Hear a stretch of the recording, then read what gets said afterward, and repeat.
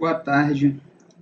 Mais uma videoaula do professor Pedro Ivo para o curso de Introdução à Economia para os alunos da UERJ da Engenharia. Bom,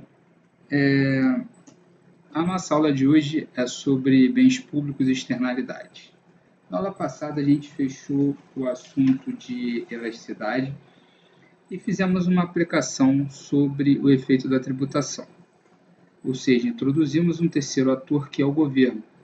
E agora nós vamos entender a importância ou o porquê de termos que inserir esse ator de modo a obter alocações mais eficientes.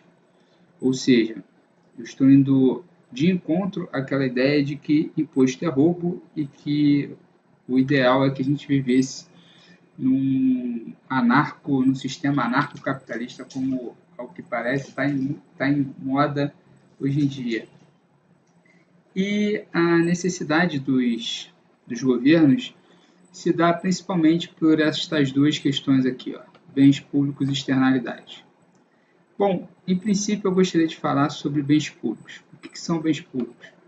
São bens que podem ser classificados ou possuem duas características principais, a saber, eles são não rivais e não excludentes. O que é um bem rival? E aí, para você entender o que seria o seu complementar. Um bem rival é se o seu consumo impede que os demais consumidores não possam consumi-lo. O meu exemplo aqui é o hambúrguer. Quando você está comendo um hambúrguer e você come ele todo, obviamente você não permite ou rivaliza o consumo desse hambúrguer com os demais consumidores. E a segunda característica são bens excludentes, ou seja, se é possível impedir alguém de consumir um determinado bem. Por exemplo, no final da Sul-Americana, a gente viu os casos de tentativa de invasão do Maracanã, evidenciando que os bens podem sim ser excludentes. Você consegue excluir um determinado grupo de pessoas, principalmente que não contribuiu para aquele bem, não pagou nada, de fazer o consumo desse bem. E aí, os bens públicos são exatamente os bens que não têm essa característica. São bens que são não rivais e não excludentes. Ou seja, o seu consumo não rivaliza com os demais e você não consegue excluir ninguém de consumi-lo. Só que a ideia que eu gostaria de passar é que essa característica de ser bens públicos é uma característica que tem que estar atrelada a um determinado arcabouço jurídico. Então a gente vai ver o seguinte, que há bens que são não rivais e não excludentes, a despeito que na minha concepção aí a gente não está entrando numa seara da economia e sim de uma interpretação própria minha, de que esses bens eles precisam de um arcabouço jurídico para ter essa característica. Vou dar um exemplo. A nossa Constituição, no artigo 20, então vou botar a Constituição Federal, artigo 20.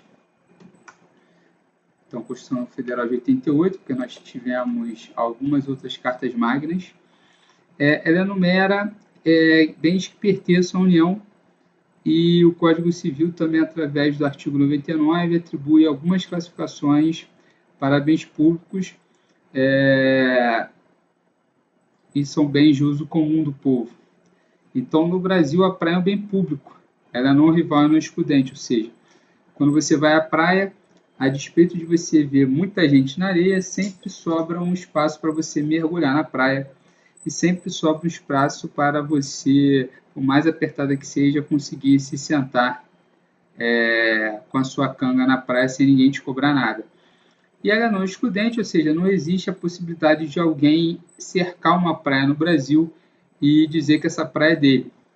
E muita gente tem burlado esse tipo de característica de bem público da praia e tem sofrido processos.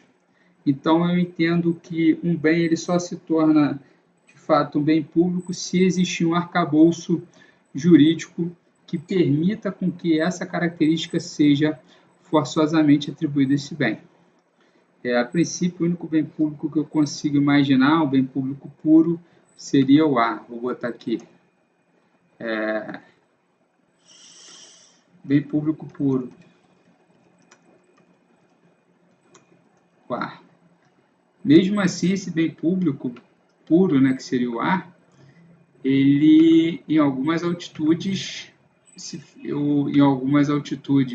seja escalando o Everest, seja mergulhando, você não tem acesso a ar de graça. Então você pode perceber que não necessariamente qualquer tipo de bem pode ser um bem público puro. E a ideia é o seguinte, né? Qual o problema? Por ser não rival e não excludente, não há incentivos para o investimento na oferta de bens públicos, como, por exemplo, asfaltamento de ruas. Como a rua é um bem público puro, ela é não rival e não excludente, ninguém quer asfaltar nem mesmo a própria rua, porque ele sabe que vai ter que permitir a passagem de qualquer pessoa por essa rua. Então, ele simplesmente não quer ofertar o serviço porque o benefício, mesmo privado, para ele, vai gerar um outro tipo de benefício para as demais pessoas. Então, as pessoas entendem que investir nesse tipo de bem geralmente é um custo privado e um benefício social, fazendo com que os atores, na sua visão individualista, não tenham nenhum incentivo para ofertar de forma ótima um bem público. E como resolver? Então você precisa criar estratégias para o financiamento de bens públicos. Então, a criar estratégias para o financiamento de bens públicos. E há algumas metodologias para isso. A principal metodologia Willingness to Pay. O que essa metodologia ela indica? Ela indica a propensão média a comprar, ou seja, a pagar. Deixa eu botar aqui, propensão a pagar.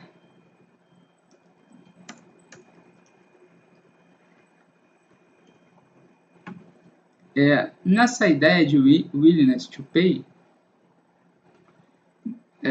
você percebe que algumas pessoas podem sim ter um interesse na oferta de um determinado bem público e ela estaria disposta a pagar, mas obviamente essa disposição ela esbarra numa simetria informacional, que eu vou até colocar aqui, esbarra na simetria informacional, pois ninguém quer demonstrar a sua disposição a contribuir para um determinado bem.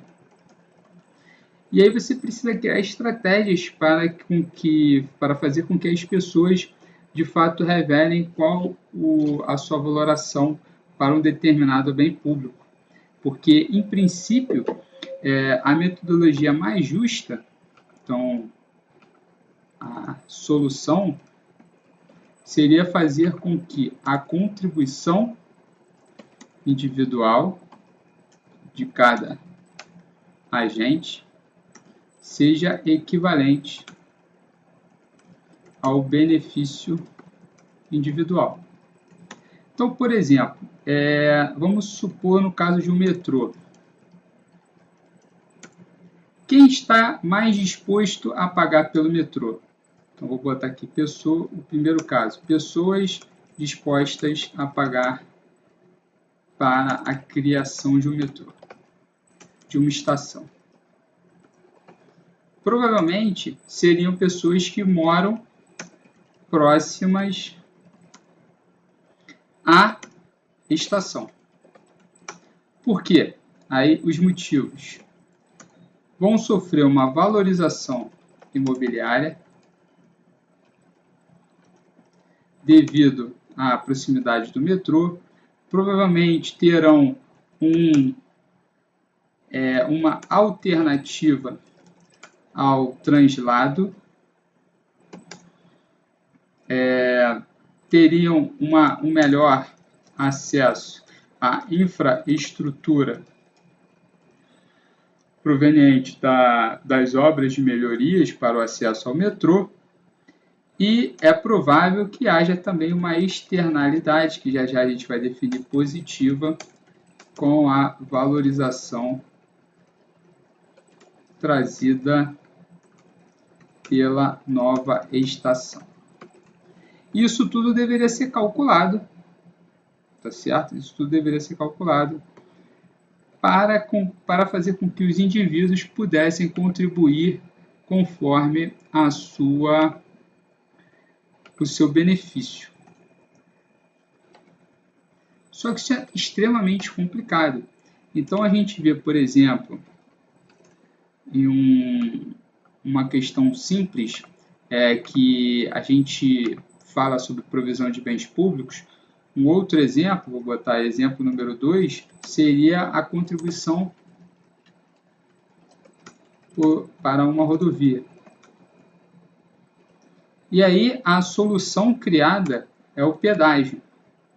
Só que o pedágio, por exemplo, no caso brasileiro, ele onera apenas transeuntes que circulam na região do pedágio. O que de fato não necessariamente contempla toda uma amostra de beneficiários daquela rodovia, ou seja, o cara pode utilizar a rodovia num espaço que não seja na linha ou na direção do pedágio, como por exemplo a linha amarela. A linha amarela, o pedágio dela se situa entre a freguesia e o Meia,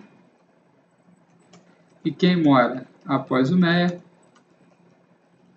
nada paga para ir ao centro da cidade.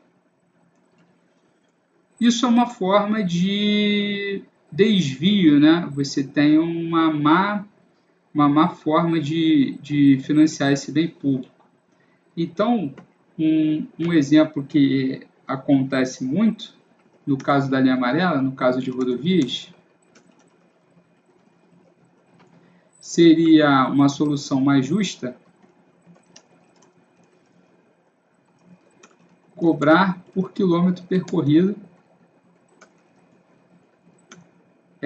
e também pelo horário utilizado.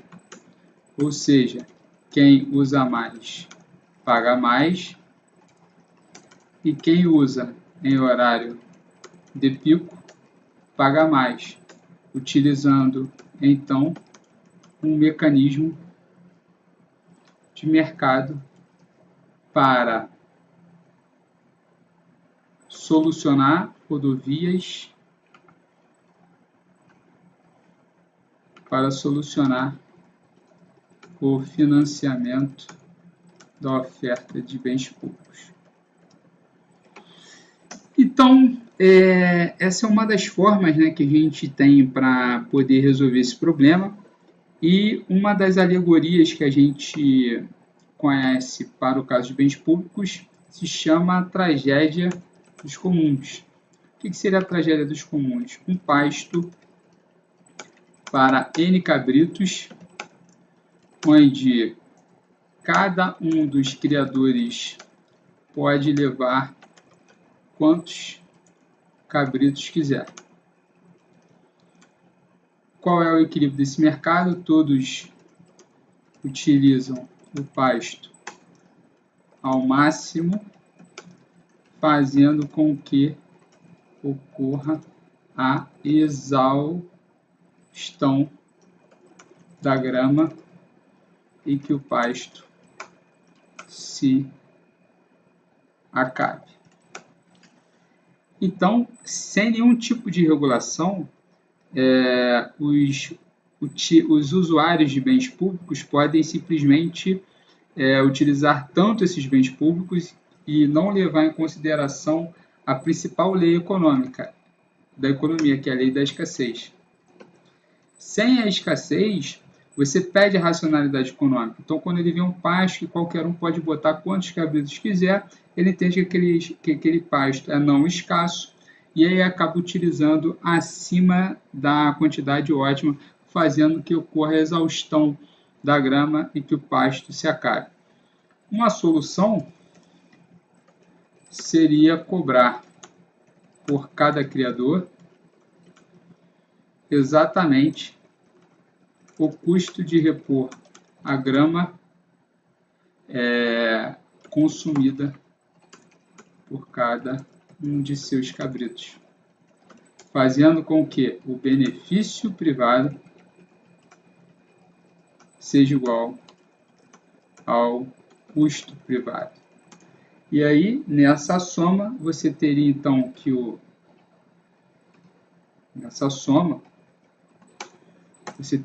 benefício social seria igual ao custo social. E assim você consegue resolver o problema da oferta de bens públicos.